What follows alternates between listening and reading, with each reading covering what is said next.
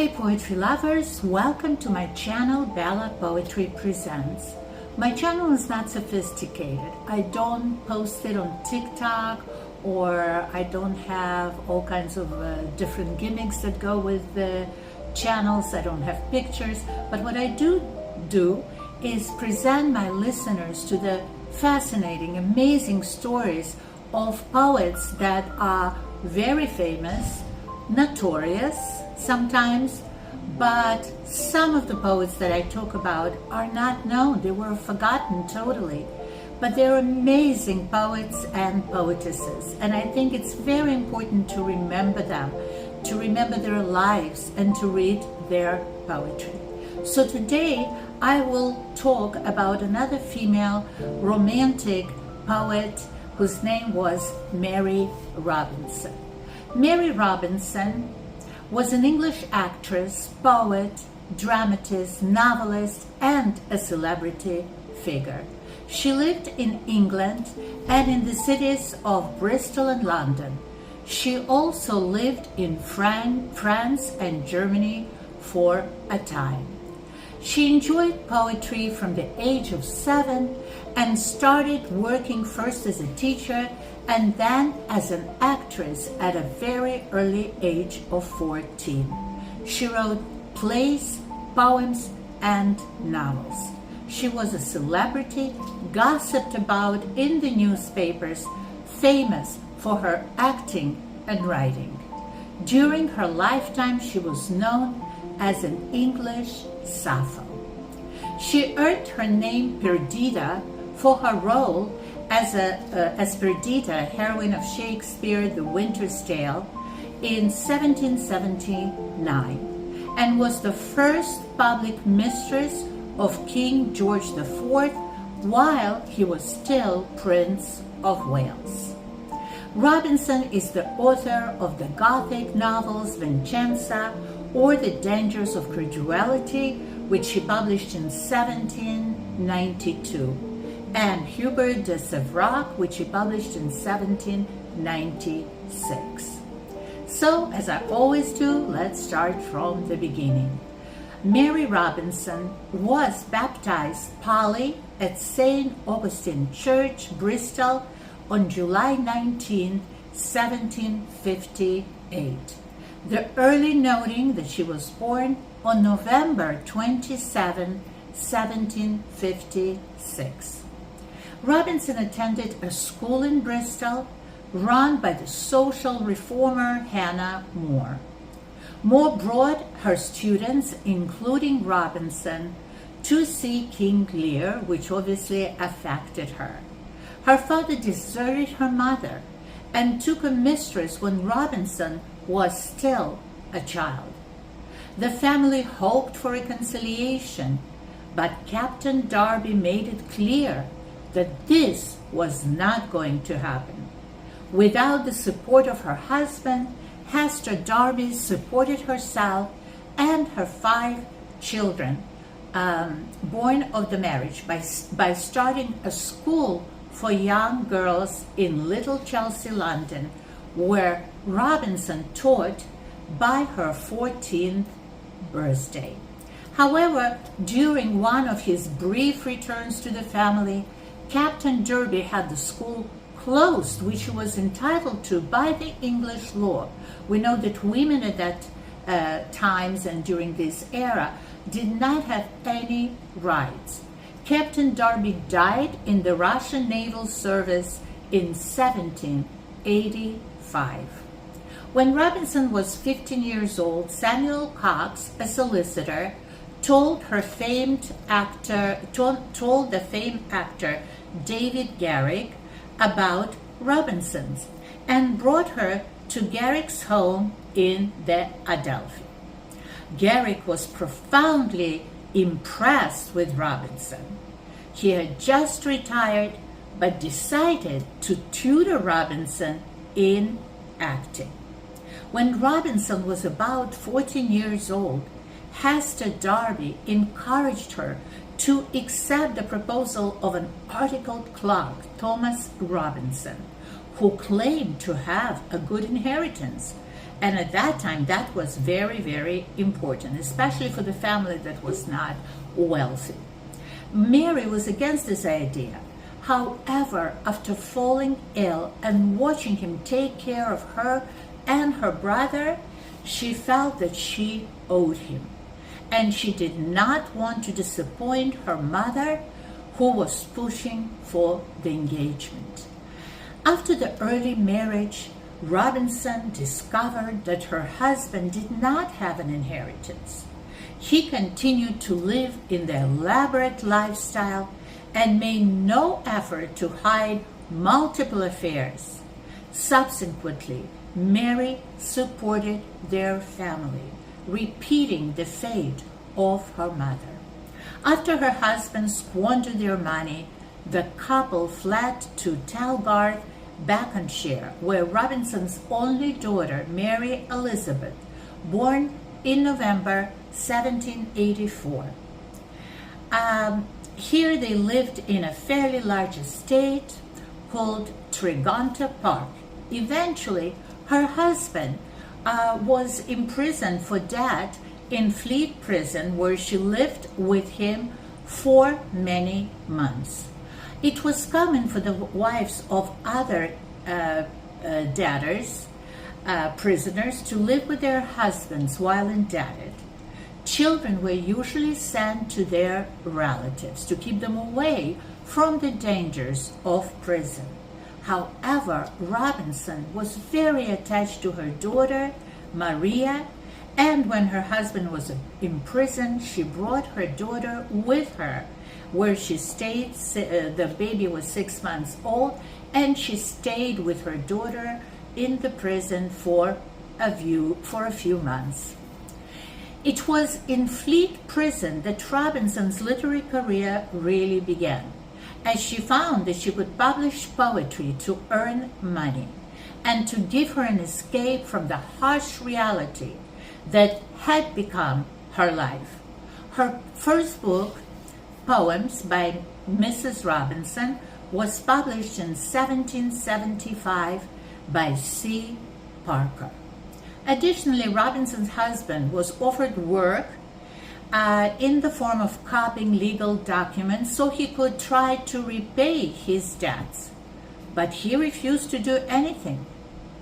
Mary Robinson, in an effort to keep the family together and to get back to normal life outside of prison, took the job instead, collecting the pay that her husband neglected to earn. So not only she began writing, hoping that her writing would help her earn her living, but she also took the job that her husband refused to do. During this time, Mary Robinson found a patron in Georgiana Cavendish, Duchess of Devonshire, who sponsored the publication of Robinson's second volume of poems titled Captivity. After her husband obtained the release from prison, Robinson decided to return to the theater. She launched her acting career and took to the stage, playing Juliet in William Shakespeare's Romeo and Juliet. And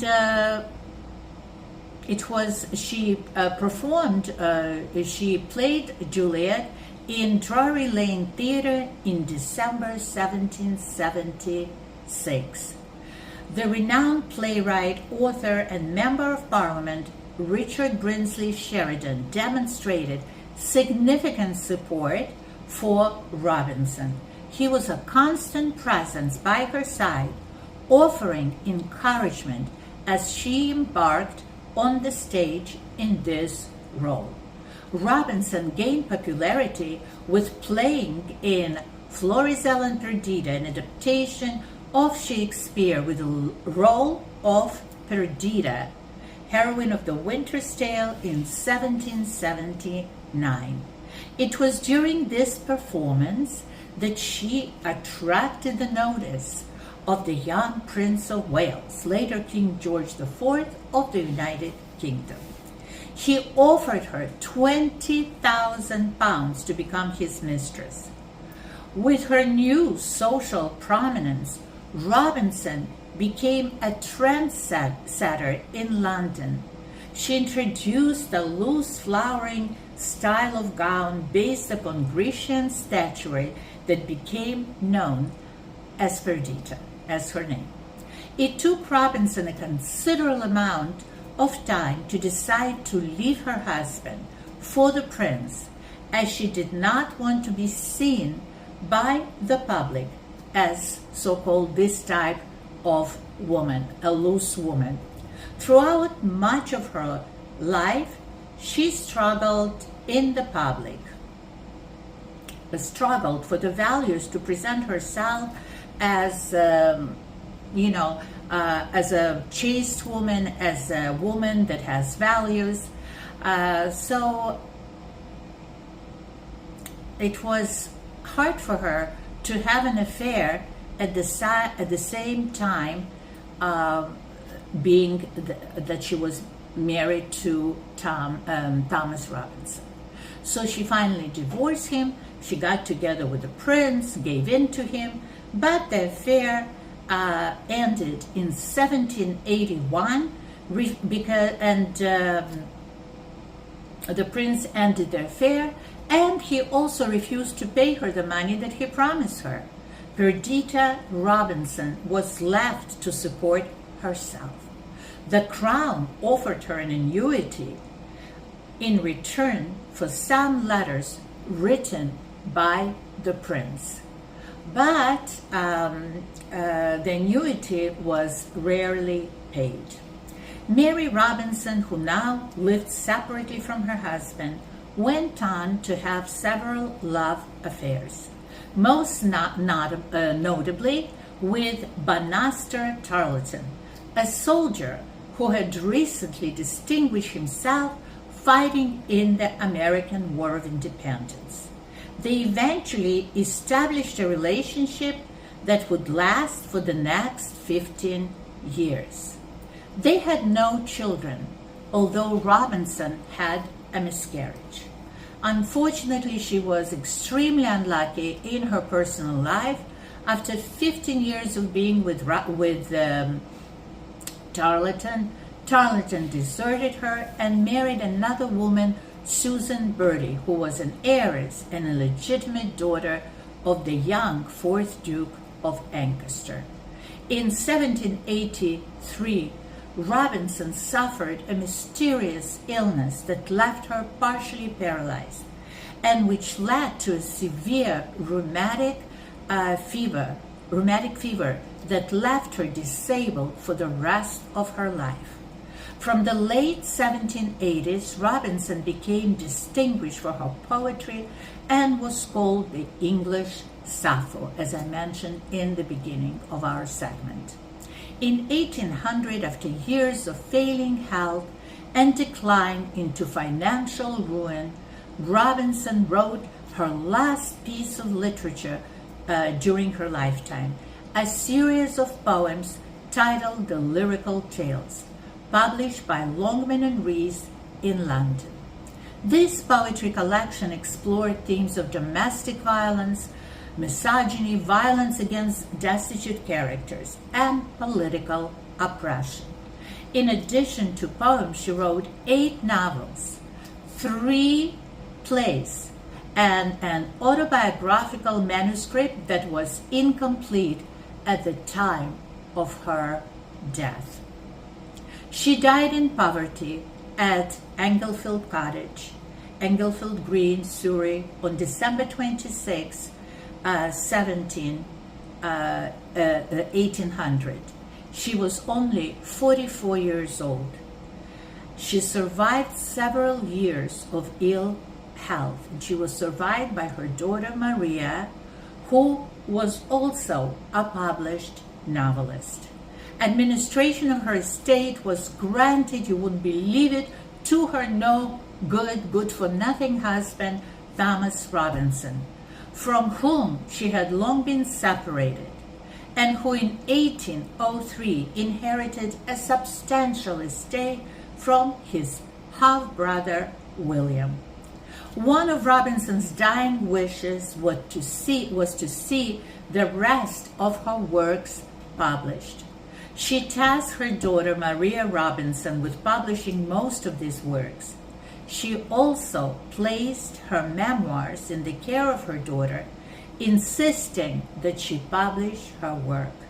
Maria Robinson published memoirs just a few months later.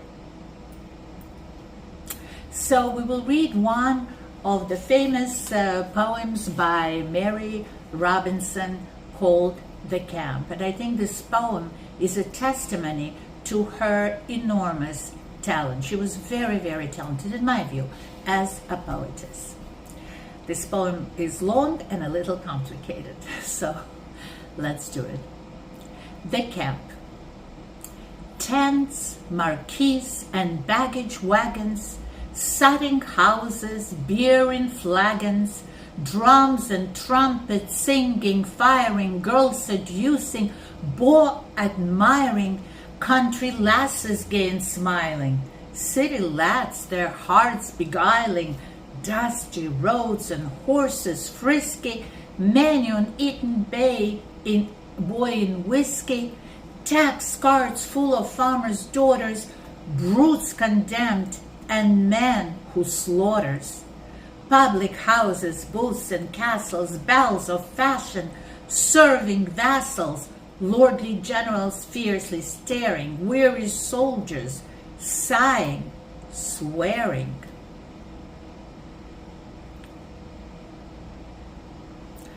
Petit maîtres always dressing, in the glass themselves caressing, perfumed, painted, patched and blooming, ladies manly airs assuming, dowagers of 50 simpering, misses for their lovers whimpering, husbands drilled to household tameness, dames heartsick of wedded sameness, princes setting girls a matting, wives forever fond of gadding, princesses with lovely faces.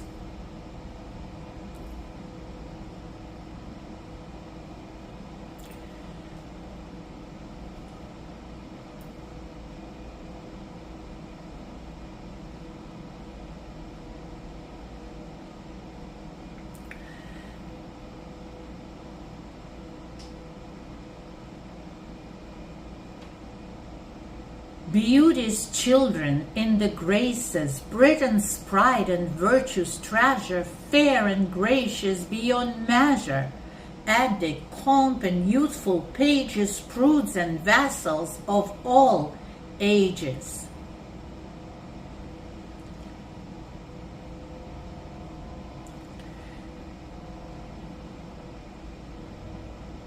Martial sounds and braying asses, noise that every noise surpasses, all confusion, din and riot, nothing clean and nothing quiet. That's it. That's the end of our segment about a wonderful English romantic poem, Mary Robinson. Thank you so much for listening, and please join us in our next segment of Bella Poetry Presents. And please don't forget to like and subscribe so I can continue to make these segments and present them to you. Have a wonderful, wonderful day. Bye-bye.